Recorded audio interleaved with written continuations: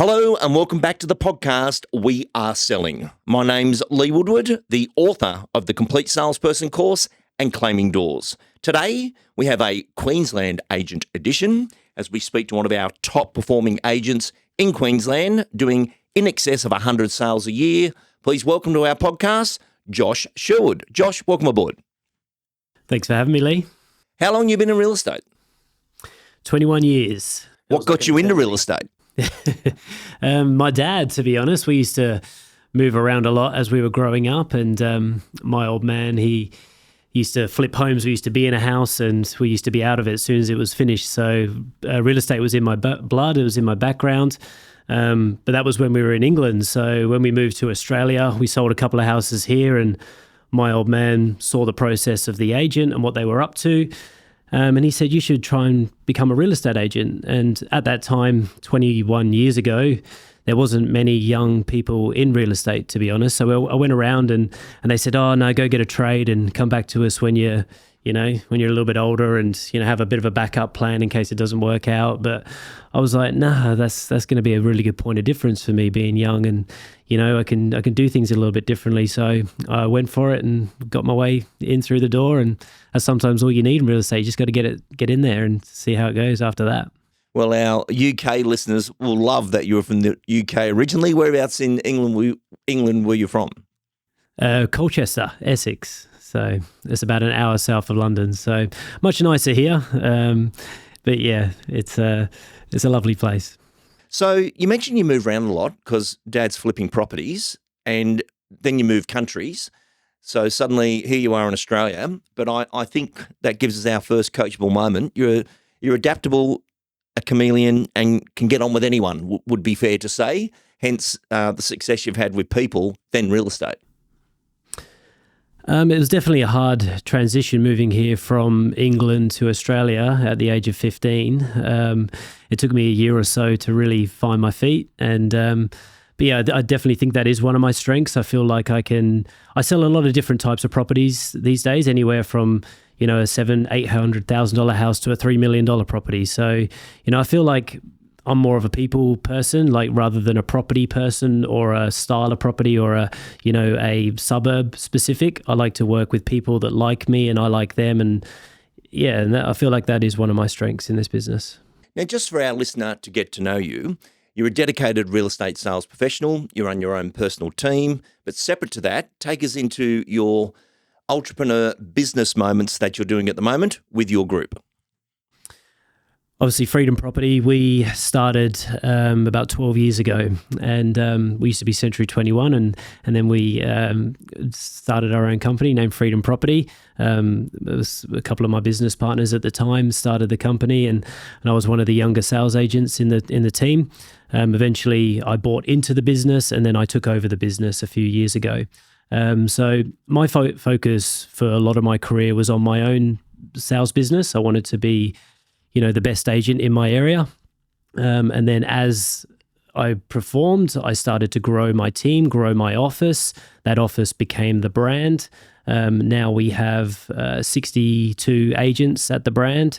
We've got a lot of up and coming people learning alongside those agents. There's probably another 10 to 15. We call them buyer managers or lead qualifiers working alongside lead agents in Freedom Property. So our team is growing fairly quickly. We've got a really good office in Darwin. They're probably going to do around $5 million this year in led by a very good operator there named Jacob Reynolds, and he's got some really great people in his team. And then we've got a couple of really big core hubs that we run here in Brisbane. And then we have a lot of work from home agents. So obviously I still sell. I still like to be on the tools because it allows me to test my flow, my systems in the background, and make sure that how sellers are being handled, how the contracts are performing, how the tech feels. I like to feel that inside my team, but my team runs very efficiently at my personal sales team. And then we grow the offices, we grow the brand, and, we take this wherever we can. Absolutely amazing. And that just gives us some really good context into the topic that I want to go into today. And just before we jump into our topic, which is about nurturing that long-term relationship, keeping that listing stream alive And we've had this conversation a few times this year with different real estate professionals that many people are okay if they can list it today or next week or the week after. But that follow-up system for the future, the nurturing process often goes missing. So that's really what I want to focus upon. But before we jump into that, Josh, just take us into your team structure because you've got a lot going on there. This year you'll crack over another 100 deals again. I think your best year is about 120. This is a lot of transactions and you just happen to be running a whole company of other people at the same time. But just for this interview, your personal team, how's that structured? So I believe the ideal team, if you're running a business of my size, would consist of your lead agent. You would have a co-agent, you'd have a buyer manager, and a lead qualifier. And if you had an admin person backing you up, that would be unbelievable. But usually I've always got about 4 people, including myself, in my personal sales team. Now, I don't need to do too much in my personal sales team these days because of the way it's structured. And that's the thing about my life. I can do these other things because I have good systems and good flow around me. Now, the most important thing I think that we're going to talk about today in this podcast is how to manage your leads effectively. And it's how to manage your pipeline effectively.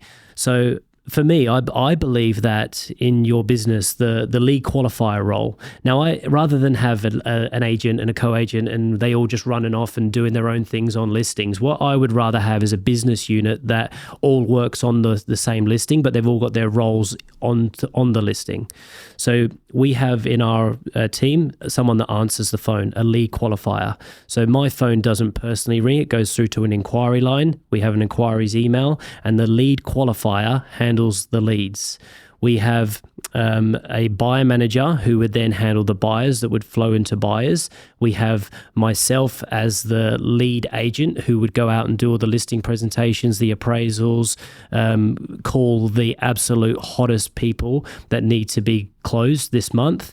And then my co-agent would be ringing all of the other upcoming sellers and managing them accordingly and managing the team as well, so I wouldn't have to.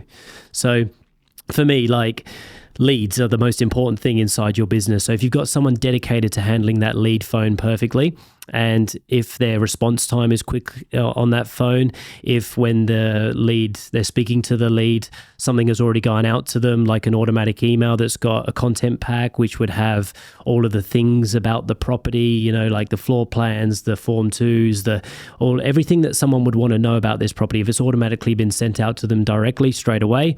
And then if they're sitting on the phone and understanding that the lead qualifier, your role isn't right now to sell the house. Your job is to understand this person. This is a lead that's come into our business and we need to figure out who they are. So this is the script. This is the play. So you've got to understand who you're speaking to and you need to ask the right questions so we can put these people into the system as either a buying opportunity or a listing opportunity in the right stages so they can be handled effectively. And whilst they're doing all this stuff, if they're speaking to the buyer on the phone and they're saying, have you made any offers on anything yet? And what stopped you from securing that property? If that property popped up again, could you purchase it today? How's the sale of your place going? And figuring out who these people are, creating the buying opportunity, the listing opportunity if they have one, and sending them on their journey and then explaining to this lead what's going to happen next. So obviously you rang Josh's phone. He's out and about dealing with all of our best buyers and sellers right now. I'm here to figure out who you are. I've just set up your buying opportunity in our system. I've put you into the stage of inspection because it sounds like you're not quite ready to make offers yet, but you're out and about looking at homes. We're going to put you into the stage of inspection right now. What that means is our buyer manager is going to call you once a week. They're going to give you a bit of feedback on properties that are coming onto the market. But when you are ready to make an offer on a home, we're going to ramp up the service for you. When you do make an offer on a home, Josh is going to call you and help you negotiate that deal. So we spell out the play to the customer and then they understand and then we put them on that journey. Josh, that is so powerful. And in an industry that doesn't look after the purchasing community well, for someone to experience the education process that you've just explained and even prompting them to say, you're here at inspection, which pressure's off them. But if you do make an offer, we'll be ramping up the service. It even makes them feel, well, why can't I ramp up now? And it's like you're creating the excitement around the deal, which is very, very clever. So that sequence you just explained then is gold. And if someone's a buyer-seller, which is the greatest lead in a database, they'll say, I've met 20 people this week. There's no comparison to what I experienced there versus all these people took my name and details, never called me back, don't want to call me back. And quite frankly, I don't know why they take my details. So Absolutely. Data's king. You're a data-driven business. It's a team-based business. Those roles are, so you're not palming anything off. It's, we can do this together, but we all work on the listings as one, but we got our dedicated, you're like the SEAL team. Everyone's got their little dedicated role of what they need to do. In the database, separate to referrals and the nurturing process, which we're going to speak about in detail, even though we've started, what would be your number one listing stream that's coming into you that you're recognizing that, geez, we get a lot of business from that? Buyers obviously are a huge thing for us. Obviously, if we're managing buyers extremely well, a lot of them have houses to sell, but it's not so much even the ones that have houses to sell now, it's our past buyers. So for instance, if you've got an amazing property and you handle these buyers well, they might go and buy off somebody else, but that property, they need to sell it again in a year or 2 years. And if you've got time on your side, these people are going to remember the service you gave and they're going to come back to you. So rather than cold prospecting, which is door knocking, cold calling, and doing all the things and annoying all the people that don't want to speak to you every day, these people that really want your help, the buyers, manage them really, really well, and they will come back to you when they're ready to sell. They will recommend you to their friends, their family. They will tell everybody about you. So if that service is so good, that's what's going to leak into the marketplace. And if you always know who all the best buyers are, now when you're prospecting, you can actually do what you say you're going to do. So it's crazy because, you know, like agents are ringing sellers all the time and they're saying, well, would you like to sell? And they're like, well, yeah, you can bring some buyers over if you like. And they've got no one to bring over because they don't know who the buyers are, you know. So what we want to know at any given time is who are all the best buyers in the market? What stage are they in? So if I get a sniff of an opportunity, I've already got my buyers ready to go, and I can explain to the seller, listen, give me an opportunity to come and see you. I'll show you my database. I'll show you the buyers I've got for your property. I won't waste your time. If you want me to get them through, I can. You know, and at any given time, we are armed up, ready to go with all the best buyers in the market. So obviously the psychology's got to be right with all this stuff happening as well. Real estate, it's a big psychology game. Not only do you have to handle the buyers well, but in the background, they've got they feel like you're the right agent. You know, so if they are buying into this area, when they drive around it, do they see you? You know, if you're a seller and living in that area, you know, do they see you all the time? You know, the psychology has to be right.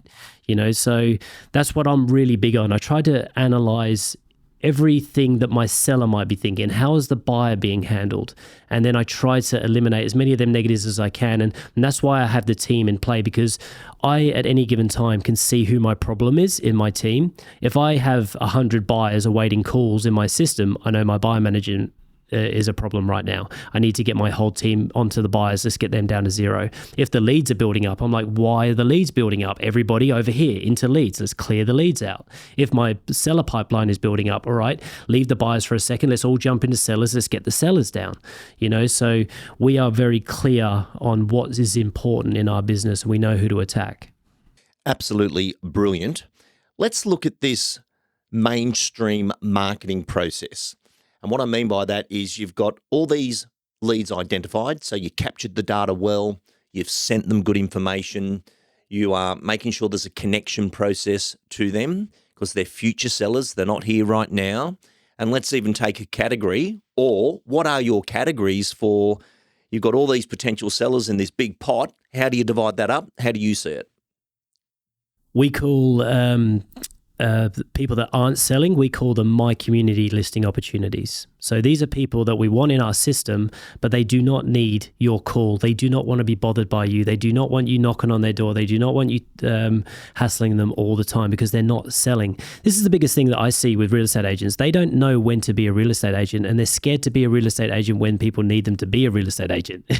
It's like anything. Like that person that's not selling, that person that is happy inside their home does not want you calling them checking in.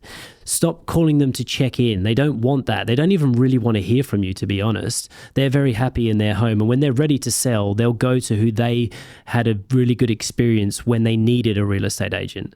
So focusing more of your time and energy on the people that really need your help is what's key in this business, I feel. So, obviously, these My Community listing opportunities, we nurture them via mass text. We nurture them via mass email, by social media strategies. So we want to be psychologically in the background here for them. But then when they give us a sniff of an opportunity, so if they reply to one of our mass texts, if they click into certain things inside our emails that we're sending every week, if they interact with us at an open home or give us a call or anything like that, bang, we're on them. And then we're a real estate agent. We figure out if there's an opportunity there. If it's not, we let them go back.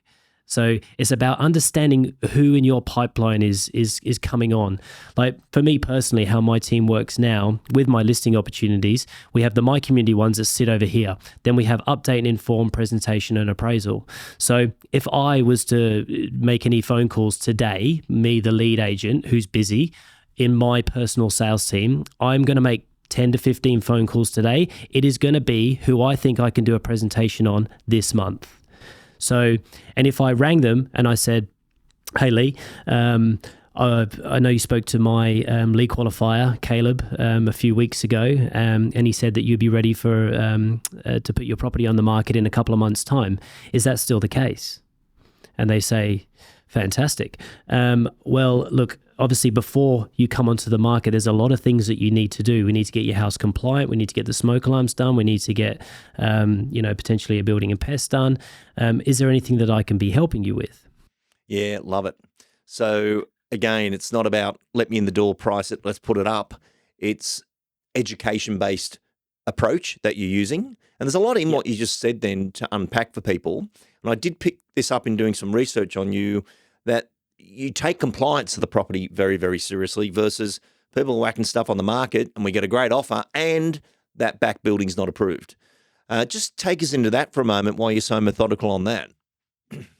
Yeah, you don't want to be dealing with any of those problems as a seller when you're negotiating your sale price. A lot of those issues could have been solved before you put your property on the market. So, as real estate agents, like rather than ringing sellers all day every day asking them for money, why don't you ring them and figure out exactly when they want to put their property on the market and then solve their problems from there. So, and sometimes I go over to people's houses and it may not be the right decision for them to sell the property. And I'll talk to them about, are you sure you want to sell this? That this is an amazing property, and this is a really tough area to get into. So, if you sell this property, you may not be able to get something like this back again. Are you sure you want to sell it? Because the market here, I feel like, is in a good spot right now, this could be an investment property for you. You could pull out the equity and you could reinvest that and you could turn this into an investment. Like, have you thought about doing stuff like that? Because I'm not necessarily going over to people's houses to pick up a commission. I'm going over there to build a relationship with someone that I want to do business with for forever. So I'm playing the long game. So my whole business is about solving people's problems and being an advisor for them and making sure that when they come to my business, they are handled absolutely perfectly. It's like when you walk into the B&W garage, you don't deal with the owner straight away. You got to go sit in the car, you got to go test it, you drive it around, then they walk you into the owner's office and he's like, all right, you're ready to do a deal now, are you? So I sort of try to make my business a lot like that. I want everyone to be really good at their roles and everyone has their part in my team and we just flow accordingly. Beautiful. So back to this category, we've got our community. Don't harass them, just serve them. If they click, we connect, and we're going to play real estate agent. We take the education process to do that nurturing, smoke alarms, compliance. Let's make sure We do a health check, a full assessment on the property, what would it rent for, building and pest reports. So everything goes to the market with a clean bill of health. It's not a undercooked listing that an amateur took to market without finding out what needed to be done. Those people that are still another year away, 2 years away, but are selling, what's your communication process or the nurturing process that you use for them?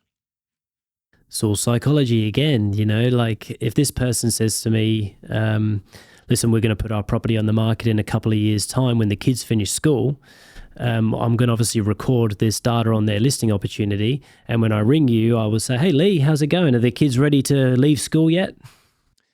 Getting close. Exams finish in December. Fantastic. So it's January now. So at the end of this year, you're putting the property on the market. Is that still the case? Yeah, that's our plan. So you think in November, December? Yep, that could be a good time to start looking at all this. The kids will be right near the end of it. So, yeah, we'll be good to go. Fantastic. That's a great time to sell. Look, what I don't want to be is one of these annoying real estate agents that rings you every month and hassles you and, just steals your time and energy. That's not really my style. I like to focus on dealing with all the best buyers in the marketplace so I'm ready for when you're ready. Is there anything that I could be providing you right now before you make this big decision later in the year? Yeah, I sort of don't know what I don't know there. What would you suggest we should be doing in preparation? Well, look, I'm happy to come over at any time and give you like a little bit of a health check and we can have a look at the property and see what you can and can't do to make more money on it. Obviously, we need to get it compliant, but like if you are thinking November, December, it might be a little bit too early for that right now. So, and the market can change and things can happen. So look, why don't I give you a call in 6 months and we ramp things up from there. And as we get closer to December, I'm going to start to call you every month or so, or whatever you think is reasonable. But in the meantime, what I'm going to do is every single week, you're going to receive an email from me. In there is going to be some tips, some tricks and sales. It's going to have everything that you need to know about this market and what we do. I'm also going to send you a text every probably at least once a month, okay? And on that text is going to be a little bit more information about me, and I'm just going to check in with you. Now, you don't have to respond to these things, but if you need me, just respond to my text or my email, and I'll come back to you straight away. But what I don't want to do is I don't want to steal your energy and time right now if you're not ready. But if you wanted to do it sooner, please do let me know. I will always have the best buyers in the marketplace because I spend all my time focusing on the best buyers. So when you're ready, let me know and we'll ramp this up. Absolutely brilliant. Josh, are you doing a lot of off-portal sales or is all on portal? We can. Yeah, we're happy. We'll sell whatever we have to. Obviously, I would rather the seller go to market. But if the seller says something to me like, listen, I'm going to list my house with Remax and I've got a really strong relationship with this agent, it's my mother-in-law or something, and I just can't beat that relationship, I'll say, well, why don't you just let me run some people through and let's see how we go. So I will always advise the seller to put the property on the market, to do it correctly, because I haven't got the crystal ball. I don't know if you would have got more money or not, but if I'm going to lose that listing and if I don't feel like I've got full control of the listing, I'll sell it. Very good.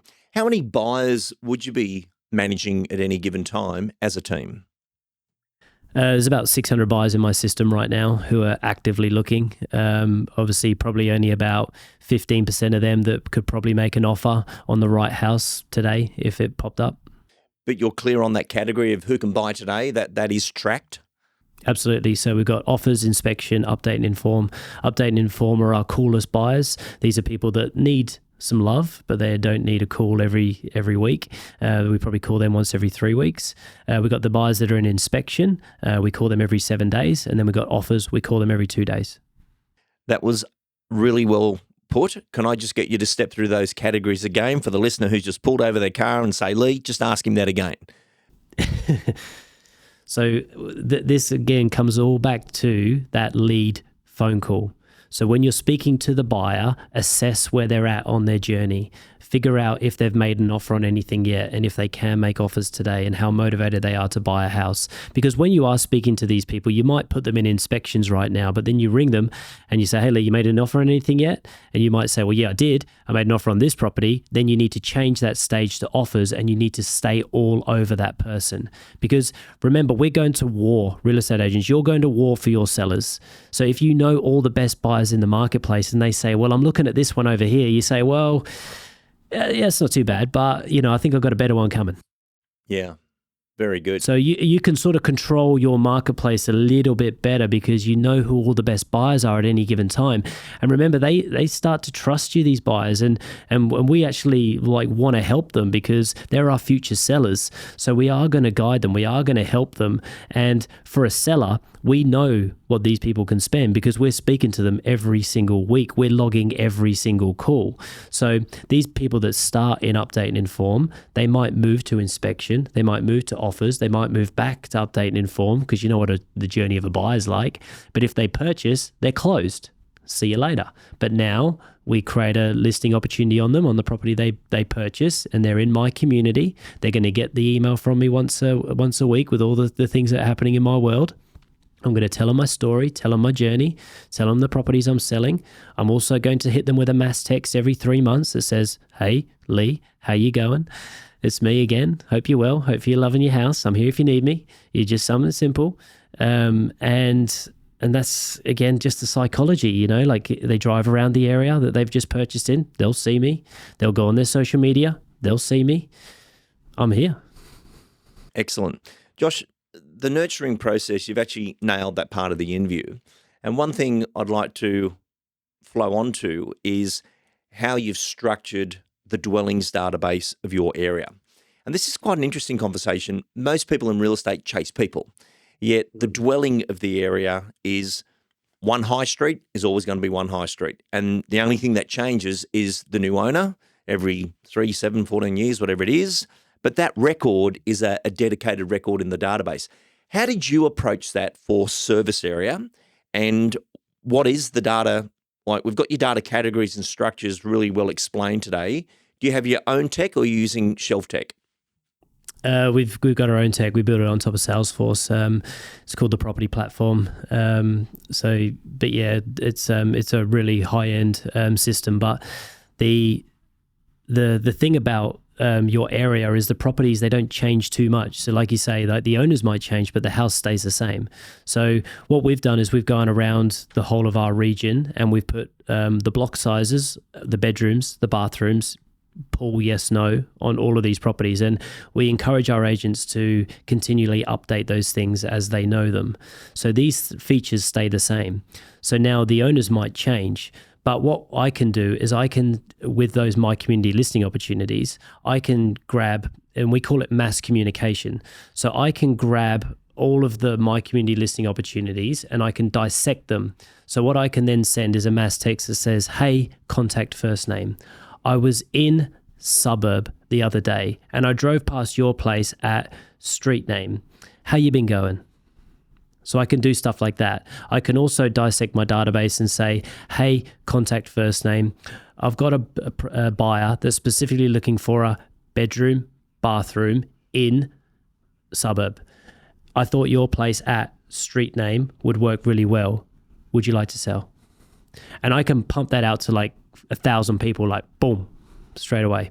So again, data is in my business is the most important thing. I'm a real big data man. I like to make sure that every single agent in my company is really focused on their data, that they're trying to manage their database perfectly, because I know the power of this thing. Once you get a really good database, I can prospect, boom, real quickly. Josh, it's a massive commitment you've put into your career, which has now become a platform that other people can profit from, because not anyone can just do that, what you've just done, and because it takes physical sweat. How long did it take to get that data, the service area database in clean? Because it's forever been cleaned, I understand that, but the initial dump of dwellings, that would have been brought in from one of the data providers, but then once it's in, Have you got some sort of API that's cleansing it, or is it physical manual cleanse? A bit of both. Yeah, a bit of both. So that's a consistent thing that has to happen. We've got offshore people that help us with that. But we also, like I said, we're encouraging the agents. So every single time they create a listing opportunity, they're updating the features. So bedrooms, bathrooms can change, but owners, they can change too. But if we can get this right on the properties, we're laughing. Well, let's say we've done all this completely brilliantly, as you have, and the owner says, you know what, I'm ready to go. But I must advise you, Josh, I do have 4 others coming in as well. So now, game's on, grand final. Take us through Josh's winning sequence for winning business. What do you do? Look, most of the time you can probably win the listing before you've even got there. I feel like I'm just going over to sign the listing up a lot of the time. I feel like they've already chose me, and I feel like they're deciding whether or not that I am who I say I am in this meeting, and I train my agents, the first phone call is so important. It's, again, that lead phone. If that person rings you and says, Josh, we're ready to sell, fantastic. Was there anybody that recommended me? I like to, reward people that mention my name. Let me type your phone number into the system here. Oh, okay. And then I go back through them and I tell them that we actually met 4 years ago. You came through this property over here. I've made some notes here, and I see that Caleb in my team spoke to you a couple of months back, and you said you weren't interested in selling then. So obviously something's changed. And I like to really slow down on this first conversation before I've even gone over to the listing presentation, because I can win it right here, right now. I usually like to go last at a listing presentation if they are meeting with a few people, because I feel like, and I ask the seller on the phone, I say, look, just promise me you won't sign with anybody. I usually like to go last, but that is risky for me. But please just promise me right now you won't sign with anybody, because I want to come over and I want you to have already met the other agents so you can understand why I'm different. Then obviously before I've gone over to their property, I have had something land on their doorstep, like a nice gift.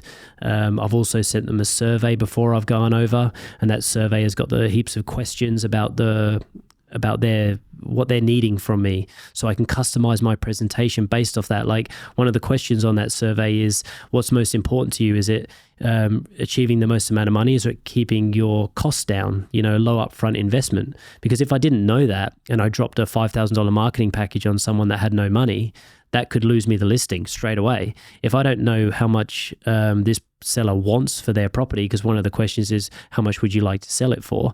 And they don't answer that question, I could lose the listing straight away by saying the wrong thing.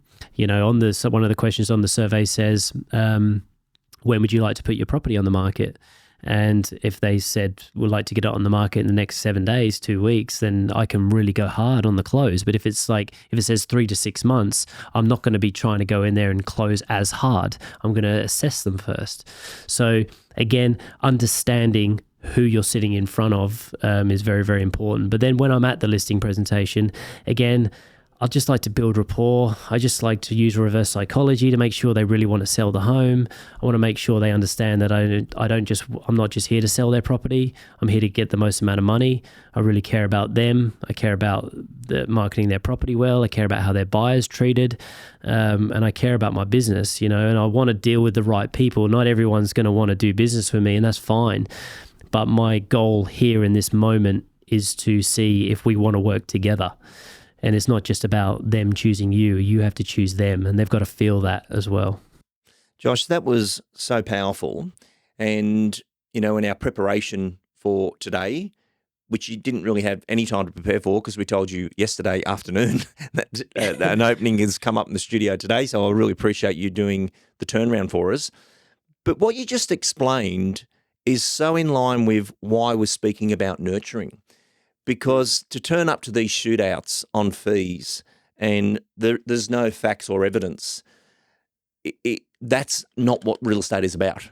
That is just a shootout. And everyone, I use that comment every day we wake up in real estate, we have a choice. We can whinge or win. It's this fork in the road every day. Are we whinging or winning? But when you're nurturing, And that's why that question sounded a bit odd to you. I don't really go into these 4-people shootouts and have to spin around like a ballet dancer to see if I'm the best turner. I've already got the connection, and the connection is where the game is won. But a big pickup for our listener that you do incredibly well is the detail of those notes. And you see agents with first name, surname, no notes, no nothing, because they don't think it's important. And the discipline of notes is everything to say, we actually met 4 years ago. Oh, did we? Where was it? It was the property down at Somersville Street. And I remember your comment about this. And they go, oh, right, I remember that house. But you can imagine how many agents they've seen in that time frame. But the fact you can draw from history, the fact that I pinpointed something is the evidence that, there's no comparison here compared to the shootout agent who doesn't call you back. Even if you don't have that, even if you don't have that data on the person, you could even be Googling their property as you're speaking to them, and you can say, oh, look, yeah, I know your property. You got the 2-story. Do you still have the big side access, don't you? And they say, yeah, we do. And you say, oh, you guys, do you have a pool? And they say, yeah, we do. You say, oh, okay, great. Yeah, no, this is really exciting. I'm really glad you called me. Yeah, and having that interest in the person, in their story. And I've got many notes from today's session here, but you beautifully work in line with, one, love the one you're with. So the data you've got is, like chasing strangers is exhausting versus, and that lead person who's managing leads for you is probably the key role, isn't it? Yes. Everyone's important in this team, but who does that? I remember Chris Hanley telling me the story. He was over in Vietnam at this big signature restaurant, and they did a guessing game where they said, okay, who's the highest paid person in the restaurant? And they said, the chefs, no. The maitre d', no. Who is it? The people who go to the markets to pick the food. They're the highest paid, because if we don't have the right produce, we can't create the greatest meals. And the highest paid people in the restaurant were people that go to the markets early and know what to buy to bring back to the restaurant. That lead moment is like that. The person doing that role, tell us about that role description everyone needs to have. What have you learnt most about that particular role, and who suits it? It suits someone that is all in. They have to be all in because, like I say, the response time on leads is so important. We need them to be at the office, and even if something comes in after hours, they're onto that phone, they're onto that email. They have to be all in. So I like it to be like a younger person, to be honest. I like it to be someone that's so motivated and just eager. But they don't start in leads with me because they're not ready to handle that phone straight away. So what I do is I spend about 6 months with them, and they're just in buyers with me, and they're focusing on buyers, and I keep them close, and I train them, and I guide them, and I tell them what to say, what not to say, and then I slowly start to involve them on the lead phone, and I make sure they understand how important this lead phone is to me. So you're not here to solve problems, you're here to get information. And this is where a lot of agents go wrong. They get the phone call, they don't even take the details, they're rushing around. They may have taken that phone call when they were at a restaurant or wherever. They've just absolutely wasted this amazing opportunity. Like the amount of money that agents are paying just to get leads, and they're probably, the leads that they're receiving have probably rang them like 3 weeks ago, and they're like, I use this analogy with Tom Panos. I spoke on his show a few years ago, and I like to use the restaurant analogy in our business. And it's like if we're a restaurant and someone walks into our restaurant and they sit down at the table, and we go over and we say, "What would you like to eat?" And they say, "Well, we're not quite ready to choose anything off the menu yet, but yeah, give us a bit of time." We say, "No worries." And then we never go back to them. And that's what a lot of real estate agents are doing, but not at my restaurant. So what my restaurant does is we go over and they say, "What about this? Check this out. Have you seen this? Look at this. Check this on the menu." And eventually they say, "Listen, there's nothing on the menu that we like here. We're going to eat across the road. But I tell you what, the experience here was unbelievable. And I'm going to tell my friends about this restaurant. And if we ever need to eat again, I'm definitely coming back here." And the crazy part is, if you don't do this, what happens is that the restaurant might get something new on the menu, and we go, oh, we've got this amazing new thing on the menu. Buyers, we'll come and check out this amazing new thing. And they're like, nah, your restaurant sucks. I don't want to deal with you. What a great analogy. And you just triggered something in my brain. I just got back from Amsterdam. I was over at the International Broadcasting Conference, and I went into this restaurant that was probably 150-seat restaurant to grab something to eat at night. And the lady came out with this lamp, and she said, just turn the lamp upside down. It turns red, and we'll know to come and help you. And you look around, and there was not many reds because they were on top of it. And then you want to order another drink or something, you flip it over, it goes red, and they were there. And you think, out of all the places I've been in the world, how simple of a notification system versus you're trying to get someone's attention, and they just scan the room and they could see the reds and they were out there. It's a red alert that the customer needs help. And Josh, absolutely brilliant to see your structure, your sequences, and that it's working. Everybody else is trying to TikTok to the top and look for that shortcut. And if you're going to take a shortcut, in the famous words of Tristan Rowan, you might hit a tree if you're looking for a shortcut. So be careful of that. But Josh, thank you for joining us. My final question is this. What are you passionate about for the future? You've achieved so much. You've structured yourself, a company, a platform, others. What's on your project list for the future that keeps you inspired in what you do?